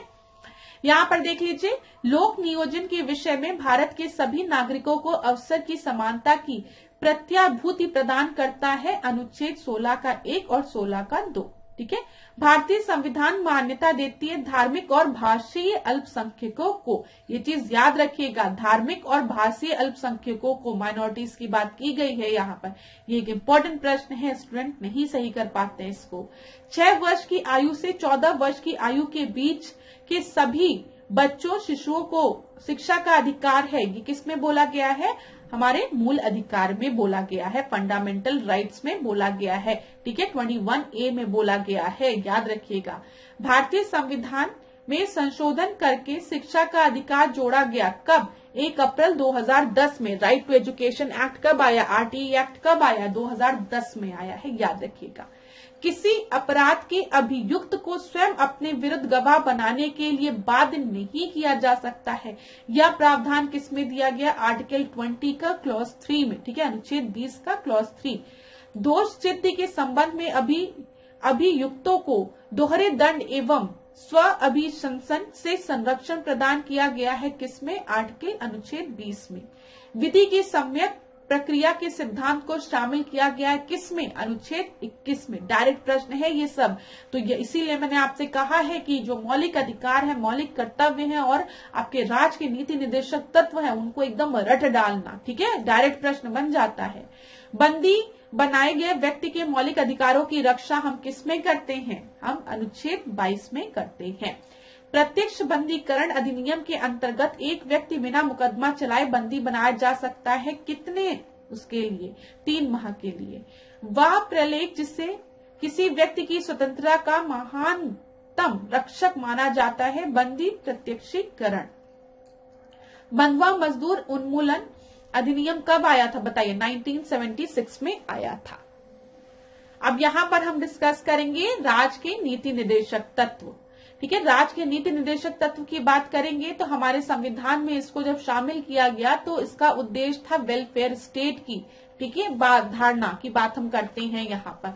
और यहाँ पर हम सामाजिक और आर्थिक प्रजातंत्र की बात करते हैं, ये याद रखिएगा, सोशल एंड इकोनॉमिक की बात कर रहे हैं हम, प्रजातंत्र की बात कर रहे हैं।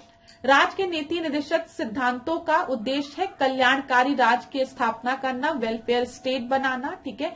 सामाजिक आर्थिक न्याय की हम बात करते हैं, यहाँ पर हम सोशल और इकोनॉमिक जस्टिस की बात करते हैं। एकदम दिमाग में बिठा लेना, डायरेक्ट प्रश्न पूछता है डीपीएसपी में क्या इंश्योर किया जाता है? Social and economic justice. एक धर्मनिरपेक्ष राज्य की स्थापना की भी बात हम यहाँ पर करते हैं। राज्य की नीति के निर्देशक तत्वों के बारे में सही कथन, ये तत्व देश के सामाजिक आर्थिक लोकतंत्र की व्याख्या करते हैं। एक ही चीज मैं 10 बार बता चुकी हूँ। इन तत्वों में अंतर्विष्ट उपबंध किसी न्यायालय द्वारा परिवर्तनीय, ठीक है, इन्फोर्सेबल नहीं है।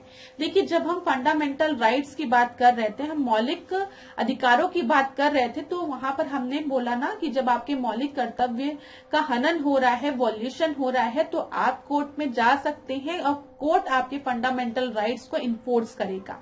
लेकिन डीपीएसपी में ये जो होता है वो न्यायालय द्वारा परिवर्तनीय नहीं है, इन्फोर्सेबल नहीं है, याद रखिएगा। कल्याणकारी राज्य की संकल्पना का समावेश भारत के संविधान में है, राज्य के नीति निर्देशक तत्वों में। इंपॉर्टेंट चीज है, याद रखना है। भारतीय संविधान में सम्मिलित नीति निर्देशक तत्वों की प्रेरणा हमें कहां से प्राप्त हुई है बताइए? नीति निर्देशक तत्व डीपीएसपी हमने कहां से लिया है? हमने आयरलैंड से लिया है। नीति निर्देशक तत्व वाद योग्य नहीं है। जब हम बात कर रहे थे मौलिक अधिकारों की, तो वो वाद योग्य थे, ये वाद योग्य नहीं है, ठीक है। देखिए, जो नीति निर्देशक तत्व है उनको हम इन्फोर्स कर सकते हैं, लेकिन कैसे? जब हम लॉ बना दे, ठीक है, तब। जैसे मैटरनिटी लीव की बात करते हैं, अगर हम उससे रिलेटेड लॉ ले आए तो वो इन्फोर्सेबल है, ठीक है। लेकिन ऐसे डीपीएसपी तो वेलफेयर स्टेट की एक धारणा है, तो हम किसी पर इसको जबरदस्ती इन्फोर्स नहीं कर सकते हैं। हम कोर्ट के पास जाकर ये नहीं कह सकते हैं कि हमारे नीति निर्देशक तत्वों का हनन हो रहा है, ठीक है। ये चीज याद रखिएगा। ये तो डायरेक्टिव प्रिंसिपल्स है ना, नीति निर्देशक है, निर्देश है किसके लिए? स्टेट के लिए। क्या राज्य को बनना है? कल्याणकारी राज्य बनना है, सोशल इकोनॉमिक जस्टिस को प्रमोट करना है, सामाजिक आर्थिक न्याय को, ठीक है। क्लियर हो गया होगा। चलो, भारत के संविधान के अनुसार देश के शासन के लिए आधारभूत है राज्य के नीति निर्देशक तत्व। समान कार्य के लिए समान वेतन के संविधान में सुनिश्चित किया गया है, राज्य के नीति निर्देशक तत्वों में इसको इंक्लूड किया गया है। भारत में पंचायती राज प्रणाली की व्यवस्था की गई है राज्य के नीति निर्देशक तत्व में। मैंने कई बार आपको बोला है कि यहाँ पर विलेज पंचायत, ठीक है, को ऑर्गेनाइज करने, ग्राम पंचायत को ऑर्गेनाइज करने की बात हमारे डीपीएसपी में की गई है, जो कि अनुच्छेद 40वां है, आर्टिकल 40 है। भारत के संविधान के अंतर्गत ग्राम पंचायतों का गठन निर्देशक सिद्धांत में है, याद रखिएगा। अब यहाँ पर देख लीजिए, 40वां अनुच्छेद आपको ग्राम पंचायतों के गठन की बात करता है। 41 की बात करेंगे तो यहाँ पे कुछ दशाओं में काम, शिक्षा, लोक सहायता पाने के अधिकार की बात करता है। 44 की बात करेंगे तो यहाँ पे हम यूनिफॉर्म सिविल कोड की बात करते हैं, नागरिकों के लिए समान नागरिक संहिता की बात करते हैं। और 48 में हम कृषि एवं पशुपालन के गठन की बात करते हैं, ठीक है, एग्रीकल्चर और एनिमल हस्बेंड्री की बात हम करते हैं, ठीक है। यहाँ पर अगला देखते हैं, कथन दिया गया है और यहाँ पर कारण दिया गया है। मनरेगा दर हर परिवार के कम से कम एक सदस्य को, ये मनरेगा से रिलेटेड है, ठीक है। मनरेगा की बात देखिए हमने डीपीएसपी में बोली है, ये चीज याद रखिएगा। तो उस पे बेस्ड प्रश्न है, तो उसको बाद में देख लेंगे। चलिए, अनुच्छेद 51 की हम बात करें, आर्टिकल 51 की, तो यहाँ पर इंटरनेशनल पीस प्रमोट करने की बात होती है, अंतर्राष्ट्रीय शांति और सुरक्षा के संवर्धन से संबंधित है। 41 की अगर हम बात करेंगे तो यहाँ पर हम काम, शिक्षा, लोक सहायता पाने के अधिकार की बात हम करते हैं। अनुच्छेद 43 ए की बात हम करेंगे तो उद्योगों के प्रबंध में कर्मकारों के भाग लेने का अधिकार की बात यहाँ की जाती है। और 48 की बात करेंगे तो यहाँ पे हम इन्वायरमेंट प्रोटेक्शन की बात करते हैं। देख लीजिए क्लास, मौलिक कर्तव्यों में, ठीक है, नीति निर्देशक तत्वों में डायरेक्ट आर्टिकल बेस्ड प्रश्न है, अनुच्छेद बेस्ड प्रश्न है, इसलिए रट लीजिएगा ताकि कंफ्यूजन ना हो। अब इसमें क्या एक्सप्लेन करूं आप लोगों को, अब आप लोगों को रटना है, चाहे ट्रिक के माध्यम से रटिए, चाहे पढ़ के रटिए, ये आप पे डिपेंड करता है। भारत के संविधान में अंतर्राष्ट्रीय शांति और सुरक्षा की अभिवृद्धि का उल्लेख किसमें किया गया है? राज्य के नीति निर्देशक तत्वों में किया गया है। भारत की विदेश नीति से संबंधित, ठीक है, कि कौन सा है आपका? इंटरनेशनल पीस को प्रमोट करने की बात, ट्रीटी की बात किसमें की गई है? आर्टिकल 51 में की गई है। संविधान जिनके शोषण के विरुद्ध अधिकार स्वीकृत करता है? बच्चे, स्त्रियां तथा जनजातियों के। राज्य के नीति निर्देशक तत्व में मद्य निषेध की बात की गई है, गौ संरक्षण की बात की गई है, ठीक है, पर्यावरण संरक्षण की बात की गई है। राज्य के नीति निर्देशक सिद्धांत मौलिक अधिकारों से भिन्न है क्योंकि निर्देशक सिद्धांत परिवर्तनीय नहीं है, जबकि मौलिक अधिकार जो है वो आपके परिवर्तनीय है। गांधीवाद सिद्धांत जो राज्य के नीति निर्देशक तत्वों में प्रतिबंधित होते हैं, यहाँ पे विलेज पंचायत को ऑर्गेनाइज करना, जो कि आर्टिकल 40 में है, आपके 40वें में है, ठीक है, ये आपका किस चीज से रिलेटेड है? ये आपका रिलेटेड है नीति निर्देशक तत्व से, और ये गांधीयन प्रिंसिपल पे बेस्ड है, ये चीज याद रखिएगा। कोऑपरेटिव सोसाइटी को प्रमोट करना, जो कुटीर उद्योग है, कोऑपरेटिव इंडस्ट्रीज है, उनको प्रोत्साहित करना, ये भी आपके डीपीएसपी में है, और ये आपका एक गांधीयन फिलॉसफी पे बेस्ड है, याद रखिएगा। राज्य के नीति निर्देशक सिद्धांतों में वह जिसके बारे में, एक मिनट इसको थोड़ा इरेज करते हैं ताकि अच्छे से दिखे आपको। यहां पर देखिए, राज्य के नीति निर्देशक सिद्धांतों में वह जिसके बारे में संविधान शांत है वो है पूर्ण शिक्षा, ठीक है, प्रौढ़ शिक्षा। राज्य का नीति निर्देशक सिद्धांत जो संविधान के बाद में जोड़ा गया, मुक्त कानूनी सलाह, ठीक है, प्री लीगल एड की अगर हम बात करेंगे तो ये बाद में हमारे नीति निर्देशक तत्वों में जोड़ा गया, अभी हम देखते भी हैं इसको आगे चल के। राज्य के नीति निर्देशक सिद्धांतों में सम्मिलित नहीं है, क्या सम्मिलित नहीं है नीति निर्देशक सिद्धांतों में? सूचना का अधिकार, याद रखिएगा। नीति निर्देशक तत्व समान नागरिक संहिता इसमें है, ठीक है। अब यहाँ पर क्लास हम थोड़ा सा देखते हैं, मौलिक अधिकार दिए गए हैं और नीति निर्देशक तत्व दिए गए हैं। आपको पता है जब भी हम मौलिक अधिकारों की बात करते हैं तो यहाँ पर हमें न्यायालय का संरक्षण प्राप्त है, ठीक है। अगर आपके मौलिक अधिकारों का हनन हो रहा है तो आप सुप्रीम कोर्ट भी जा सकते हैं, हाई कोर्ट भी जा सकते हैं। नीति निर्देशक तत्व को लागू करवाने के लिए न्यायालय की शरण नहीं ली जा सकती है, ये चीज याद रखिएगा। मौलिक अधिकारों की प्रकृति नकारात्मक है, ये राज्य के अधिकारों पर प्रतिबंध लगाते हैं। लेकिन जब हम बात करते हैं नीति निर्देशक तत्व की, डीपीएसपी की, तो ये निर्देश है किसके लिए? राज्य के लिए है, और ये एक सकारात्मक रूप में इसको हम देखते हैं, ठीक है, ये चीज याद रखिएगा। मौलिक कर्तव्यों का विषय व्यक्ति है, आपको पता है यहाँ पर हम फंडामेंटल राइट्स की बात करें, किसके फंडामेंटल राइट्स की बात करें? व्यक्ति के फंडामेंटल राइट्स की बात कर रहे हैं। नीति निर्देशक तत्वों की बात हम करते हैं तो ये निर्देश किसके लिए है? स्टेट के लिए है, राज्य के लिए है, याद रखिएगा। मौलिक अधिकारों का क्षेत्र राज्य में निवास करने वाले नागरिकों तक ही सीमित है, और नीति निर्देशक क्षेत्र मौलिक अधिकारों से व्यापक है। ये सिद्धांत में हम देखते हैं अंतर्राष्ट्रीय, उसकी भी हम बात करते हैं, इंटरनेशनल ट्रीटी को भी प्रमोट करने की बात करते हैं, ठीक है, जब हम आर्टिकल 51 की बात कर रहे हैं, याद रखिएगा। मौलिक अधिकारों को सीमित अथवा स्थगित किया जा सकता है। नीति निर्देशक तत्वों को कभी कभी किसी अवस्था में सीमित नहीं किया जा सकता है, को कभी किसी अवस्था में सीमित नहीं किया जा सकता है, लिखा है, लिमिटेड नहीं किया जा सकता है। मौलिक अधिकार नागरिकों के व्यक्तिगत व्यक्तित्व का विकास करने के अधिकार हैं, आपको पता है पर्सन से रिलेटेड है। यहाँ पर हम जब बात कर रहे हैं वेलफेयर स्टेट की, कल्याणकारी राज्य की, तो हम समाज के विकास की बात कर रहे हैं। मौलिक अधिकार मुख्यतः विभिन्न स्वतंत्रता पर बल देते हैं। नीति निर्देशक तत्व सामाजिक व अधिकारों पर बल देती है। यहाँ पर हम सामाजिक, सोशल एंड इकोनॉमिक जस्टिस की बात हम करते हैं डीपीएसपी में। मौलिक अधिकारों की सरकार द्वारा अवहेलना की जा सकती है। नीति निर्देशक सिद्धांत मूलतः जनमत पर आधारित होने के कारण कोई भी सरकार इनकी अवहेलना नहीं कर सकती है।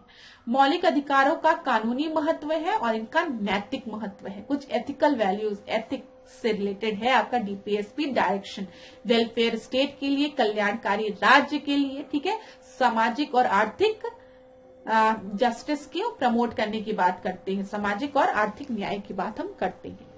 यहां पर देख लीजिए क्लास, मैंने आपके लिए लिख के आई हूं 42nd कॉन्स्टिट्यूशनल अमेंडमेंट, और याद रखेंगे 86 जो 2002 में आया है। 42nd कॉन्स्टिट्यूशनल अमेंडमेंट के थ्रू हमने 3 डायरेक्टिव प्रिंसिपल को ऐड किया था। पहला आपका 39A है, फिर 43A है और 48A है, याद रखिएगा।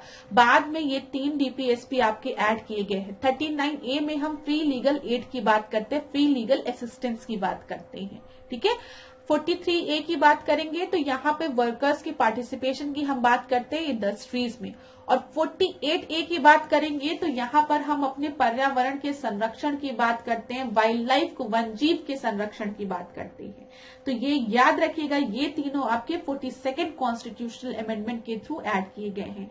39A, 43A और 48A याद रहेगा। चलिए, बहुत अच्छी बात है। 86 कॉन्स्टिट्यूशनल अमेंडमेंट एक्ट की बात करेंगे तो यहाँ पर हमने 2002 में आपका चेंज किया था, और आपको पता है 86 कॉन्स्टिट्यूशनल अमेंडमेंट एक्ट के ही थ्रू हमारे मौलिक अधिकारों में 21A आर्टिकल को ऐड किया गया है, ठीक है, जिसमें कि राइट टू एजुकेशन की बात की गई है, एलिमेंट्री एजुकेशन की बात की गई है, ठीक है। चलो, इतना हो गया। मूल कर्तव्यों की बात करते हैं। भारत की प्रभुता, एकता और अखंडता की रक्षा करने और उसमें अक्षुण्ण रखने के मूल कर्तव्य को रखा गया है किसमें? तीसरे स्थान पर। भारतीय संविधान के 42वें में संविधान संशोधन द्वारा मूल कर्तव्यों को सम्मिलित किया गया है। अगर परीक्षा में कभी दिया रहे कि क्या मूल कर्तव्य जब हमारा संविधान बनकर तैयार हुआ था तो उस समय मूल कर्तव्य थे, उसमें फंडामेंटल ड्यूटीज थी, तो आप बोलेंगे नहीं, मूल कर्तव्य उसमें नहीं थे। मूल कर्तव्य को हमारे संविधान में 42nd, ठीक है, कॉन्स्टिट्यूशनल अमेंडमेंट एक्ट के थ्रू जोड़ा गया है, और आर्टिकल 51A में हमारे मूल कर्तव्य है, फंडामेंटल ड्यूटीज है। किस कमेटी की रिक्वेस्ट पे? तो आप याद रखेंगे स्वर्ण सिंह कमेटी की रिक्वेस्ट पे पूछा गया है। संविधान ने मौलिक कर्तव्यों को सम्मिलित किया था कब? 1976 में। भारत के संविधान का वह भाग जिसमें मौलिक कर्तव्य आपके उल्लेखित हैं वो कौन सा है? वो आपका 4A है, याद रखिएगा क्लास, ठीक है। 42nd कॉन्स्टिट्यूशनल अमेंडमेंट के थ्रू ऐड किया गया था, आर्टिकल 51A है, सब आपको याद रखना है। जब हमारे संविधान में 42nd कॉन्स्टिट्यूशनल अमेंडमेंट एक्ट के थ्रू मूल कर्तव्यों को जोड़ा गया था तो उस समय कितने मूल कर्तव्य थे? 10 मूल कर्तव्य थे। और अगर आज हम देखेंगे कि हमारे उसमें कितने मूल कर्तव्य हैं, फंडामेंटल ड्यूटीज हैं, तो वो 11 है। कैसे? जो 86 कॉन्स्टिट्यूशनल अमेंडमेंट एक्ट 2002 जिसके के थ्रू हमने राइट टू एजुकेशन की बात की है, उसी के थ्रू यहाँ पर भी एक फंडामेंटल ड्यूटीज और जोड़ा गया था। अभी डिस्कस करते हैं। भारत के संविधान में भारतीय नागरिकों के मूल कर्तव्य शामिल है 51 क में, ठीक है। यहाँ पर देख लीजिए, भाग 3.2 की बात करेंगे तो नागरिकता की बात करते हैं, भाग 3 की बात करते हैं मूल अधिकार की बात करते हैं, भाग 4 की बात करते हैं तो राज्य के नीति निर्देशक तत्वों की हम बात करते हैं। भारत की प्रभुता, एकता और अखंडता की रक्षा करे और उसे अक्षुण्ण रखे या उपबंध किया गया है किसमें? मूल कर्तव्यों में, फंडामेंटल ड्यूटीज में, ठीक है। तो क्लास अब राष्ट्रपति वाला जो सेशन जो ये है हम उसको नेक्स्ट क्लास में रिवाइज करेंगे। आज के लिए हम फंडामेंटल ड्यूटीज तक ही रखते हैं, ठीक है। नेक्स्ट क्लास में इसको हम लोग कवर कर लेंगे, इसकी चिंता आप नहीं करेंगे। क्विक रिवीजन सीरीज में हम जो आपकी भारतीय राज्य व्यवस्था उसको कंप्लीट करेंगे। हिस्ट्री पे जो आपने मुझे बोला है कुछ पोर्शंस कवर करने को आधुनिक भारत में, उसको भी मैं कवर कर लूंगी। आप लोग कमेंट बॉक्स में मुझे ये बताइएगा कि पर्यावरण एवं पारिस्थितिकी आपकी कंप्लीट हो गई है, इन्वायरमेंट इकोलॉजी कंप्लीट हो गया, कि कहीं पे आपको डाउट हो रहा है। अगर आपको डाउट हो रहा है तो आप मुझे कमेंट बॉक्स में बता दीजिएगा, हम उसको कमिंग क्लास में कवर कर लेंगे। आधुनिक भारत में और किसी भी पोर्शन में आपको दिक्कत हो रही है तो वो भी आप मुझे कमेंट बॉक्स में बता सकती हैं। बिल्कुल भी हेजिटेशन मत करिए, ठीक है। अभी बस आपका एक ही लक्ष्य होना चाहिए, पढ़ाई करना, पढ़ाई करना, पढ़ाई करना। अब स्रोत कुछ भी हो, ये चीज याद रखिएगा, लेकिन पढ़िए, क्योंकि परीक्षा पास आ रही है। और मैं हर लेक्चर में बोलती हूँ कि जैसे जैसे आपकी परीक्षा पास आएगी आपको घबराहट होगी, आपको ऐसा लगेगा कि इस साल तो हमसे नहीं हो पाएगा, अगली साल हम ट्राई करते हैं। लेकिन ये सब चीजें आपको नहीं सोचनी है। होगा तो इसी साल होगा, पॉइंट नंबर से क्वालिफाई करेंगे, लेकिन प्रीलिम्स तो क्वालिफाई करेंगे, ठीक है। मेंस में तो अपीयर होंगे ही, ये एकदम सोच के रखिएगा। करंट अफेयर्स पे फोकस करिए, ठीक है। डिकोड पे आपके करंट अफेयर्स की क्लासेस पढ़ी हुई हैं, उन क्लासेस को जरूर देखिए क्लास, क्योंकि करंट अफेयर्स से क्वेश्चंस बनते हैं और सही भी होने चाहिए। और आरओ एआरओ के लिए तो आपको हिंदी पर भी बहुत जरूरी है फोकस करना। तो जो भी इंग्लिश मीडियम वाले, अगर आपको दिक्कत हो रही है तो एक काम जरूर करिए, पास्ट ईयर्स में जो भी आरओ एआरओ में हिंदी में जो पर्यायवाची पूछे गए हैं, ठीक है, और जो आपके मतलब अनेक शब्दों के एक शब्द जो बहुत से इस तरीके के प्रश्न आते हैं उसको पढ़ डालिए, ठीक है। तो आप एक तरीके से आपको कुछ तो कॉन्फिडेंस आएगा ही। तो क्लास पास्ट ईयर्स के क्वेश्चंस को लगाइए, मॉक टेस्ट दीजिए, ठीक है। क्विक रिवीजन सीरीज देखिए, जल्दी जल्दी चीजों को रिवाइज करिए। जो भी आपके ईयर बेस्ड प्रश्न हैं जो आपको नहीं याद होते उनको एक जगह लिखना शुरू कर दीजिए। अभी आपका समय है। एक सजेशन मैं आपको और दूंगी, सेंसस की बात हम लोग करते हैं तो एक बार अभी सेंसस पढ़ लीजिए, फिर अगले हफ्ते एक बार पढ़ लीजिएगा, फिर ऐसे करके ना आप जब उसको 2-3 बार पढ़े रहेंगे तो आपको कॉन्फिडेंस रहेगा, ठीक है। कुछ लोग क्या करते हैं, कभी जिंदगी में सेंसस नहीं पढ़े रहते हैं, आखिरी दिन परीक्षा के एक दिन पहले बैठते हैं, उनका आधा कॉन्फिडेंस उसी समय खत्म हो जाता है। तो उस समय जो अभी तक नहीं पढ़े रहते उनको फिर मैं एक चीज सजेस्ट करती हूँ कि मत पढ़ो, ठीक है। दो क्वेश्चन गलत करके आओगे ना, चलो गलत करके आओ, 3 क्वेश्चन गलत करके आओगे, गलत करके आओ, लेकिन अभी उन 3 प्रश्नों के लिए तुम अपना कॉन्फिडेंस खत्म कर दोगे तो कल पेपर में क्या करोगे। लेकिन आप लोगों के पास अभी समय है तो 1-2 बार सेंसस पढ़ लीजिए, ताकि एग्जाम जब आए, करीब आ जाए, तो आपको घबराहट ना हो, ठीक है। सेंसस पढ़ लीजिए, जो एग्रीकल्चर से रिलेटेड डेटा होते हैं उसको भी थोड़ा सा पढ़ लीजिए, इकोनॉमिक्स के जो करंट अफेयर होते हैं उसको पढ़ना शुरू कर दीजिए। थोड़ा थोड़ा दिन में सोते समय या सुबह उठते समय 1-2 बार उसको रिवाइज करिए। और जो आपके सब्जेक्ट्स हैं उनको पढ़ते रहिए, पॉलिटी पढ़िए, इन्वायरमेंट इकोलॉजी पढ़िए, हिंदी पढ़िए, रोज हिंदी को भी समय दीजिए, ठीक है। और अगर कोई भी परेशानी होती है तो कमेंट बॉक्स में पूछिए। नेक्स्ट क्लास में आपसे मिलते हैं इसी तरीके से मेरे साथ, ऐश्वर्या सिंह के साथ, डिकोड एग्जाम के साथ बने रहिए क्लास, ठीक है।